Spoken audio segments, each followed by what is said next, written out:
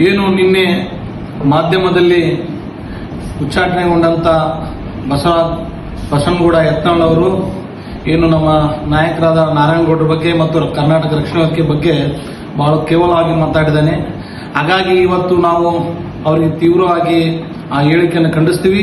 ಮತ್ತು ಅವರು ಕೂಡ ಉತ್ತರ ಕೊಡದೆ ನಮ್ಮ ನಾಯಕರು ಉತ್ತರ ಕೊಡೋದಕ್ಕಿಂತ ಇವತ್ತು ಇಡೀ ರಾಜ್ಯದಲ್ಲಿ ಲಕ್ಷಾಂತರ ಜನರಿಗೆ ಕನ್ನಡದ ದೀಕ್ಷೆ ಕೊಟ್ಟು ಇಡೀ ಸುಮಾರು 3 ದಶಕದಲ್ಲಿ ನಿರಂತರವಾಗಿ ಹೋರಾಟ ಮಾಡ್ತಾ ಇದ್ದಾರೆ ನಾರಾಯಣಗೌಡರ ಬಗ್ಗೆ. ಬಸನಗೌಡ್ರೆ, ನಿನಗೇನು ಗೊತ್ತು ಈ ನಾಡಿನ ಬಗ್ಗೆ? ನಾಡಿನ ಮಕ್ಕಳು ಅವ್ರ ಬಗ್ಗೆ ಹೇಳ್ಬೇಕು. ನೀವು ಎಲ್ಲೆಲ್ಲೋ ನಿನ್ನ ಜಾತಿಗಾಗಿ, ಮತಕ್ಕಾಗಿ, ಹಿಂದುತ್ವ ಮತ್ತು ಹಿಂದೂಗಳು ಮುಸ್ಲಿಂ ಬಗ್ಗೆ ಮಾತಾಡೋದನ್ನ ಬಿಟ್ಟು ನಾರಾಯಣಗೌಡರ ಬಗ್ಗೆ ಮಾತಾಡೋದು ಅದನ್ನು ಬಂದ್ ಮಾಡ್ರಿ. ಯಾಕಂತಂದ್ರೆ ನಾರಾಯಣಗೌಡರದು ಇತಿಹಾಸ ಇದೆ ಕರ್ನಾಟಕದಲ್ಲಿ.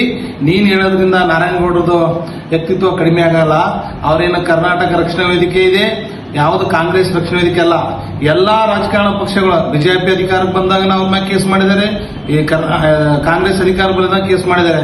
ಇದೇ ಡಿಸೆಂಬರ್ 2023 ನಾಮಫಲಕ ಹೋರಾಟದಲ್ಲಿ ಇದೇ ಕಾಂಗ್ರೆಸ್ನವರು ಸುಮಾರು 15 ದಿನ ಜೈಲಲ್ಲಿಟ್ಟರು. ಸುಮಾರು ಒಂದು 30-35 ಜನರು ಜೈಲಲ್ಲಿಟ್ಟರು. ಅವತ್ತಿನ ಬಿಜೆಪಿ ಅವರು ಹೋರಾಟ ಮಾಡಿದ್ದಾರೆ ಇವ್ರನ್ನ ಬಿಡ್ರಿ ಅಂತ ಹೇಳಿ. ಇವತ್ತು ನೀವು ಇವತ್ತು ನಿಮ್ಮ ಪಕ್ಷದಲ್ಲಿ ನಿನಗೆ ಸರಿಯಾಗಿ ನೀನು ಮಾತಾಡೋದನ್ನ ಸರಿಯಾಗಿಲ್ಲ, ಹಿರಿಯರಿಗೆ ಗೌರವ ಕೊಡೋದಿಲ್ಲ ಅಂತ ಹೇಳಿ ಪಕ್ಷದಿಂದ ಉಚ್ಚಾಟನೆ ಮಾಡಿದ್ದಾರೆ. ನಿನ್ನಿಂದ ನಾವು ಪಾಠ ಕಲಿಬೇಕಾಗಿದೆ. ನೀನು ಮಾತಾಡೋದನ್ನು ಹಿಡಿತದಲ್ಲಿ ಇಟ್ಕೊಂಡು ಮಾತಾಡೋದನ್ನು ಕಲಿಬೇಕು ಅಂತ ಹೇಳಿ ನಾವು ಎಸ್ತೀವಿ. ನಮ್ಮ ನಾಯಕರ ಬಗ್ಗೆ ನಿಮ್ಮ ಮಾತುಗಳಿಂದ ಕಲಿಯುವಂಥದ್ದು ಬೇಕಾಗಿಲ್ಲ. ಈ ನಾಡಿನ ಮಕ್ಕಳಿದ್ದಾರೆ. ನಾಡು ನುಡಿ ಬಗ್ಗೆ ಉತ್ತರ ಕರ್ನಾಟಕ, ಸಂಪೂರ್ಣ ಅಖಂಡ ಕರ್ನಾಟಕ ಬಗ್ಗೆ ನಾವು ಚಿಂತನೆ ಮಾಡ್ತಿದ್ದೀವಿ.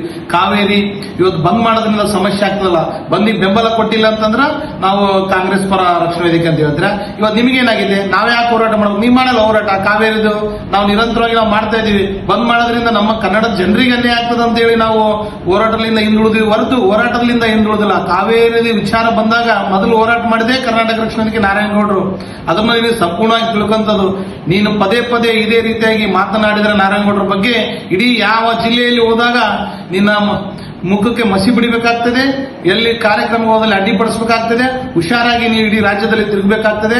ಎಚ್ಚರಿಕೆ ಕೊಡ್ತಾ ಇದೀವಿ. ಇನ್ನೊಂದು ಬಾರಿ ನಾರಾಯಣಗೌಡರ ಬಗ್ಗೆ ಮಾತಾಡಬೇಕಾದ್ರೆ ನೀನು ಬಹಳ ಎಚ್ಚರಿಕೆಯಿಂದ ಮಾತಾಡಬೇಕಂತೇಳಿ ಇವತ್ತು ಯತ್ನಾಳ್ ಅವರಿಗೆ ಎಚ್ಚರಿಕೆ ಕೊಡುವಂತ ಕೆಲಸ ಮಾಡಬೇಕಾಗಿದೆ.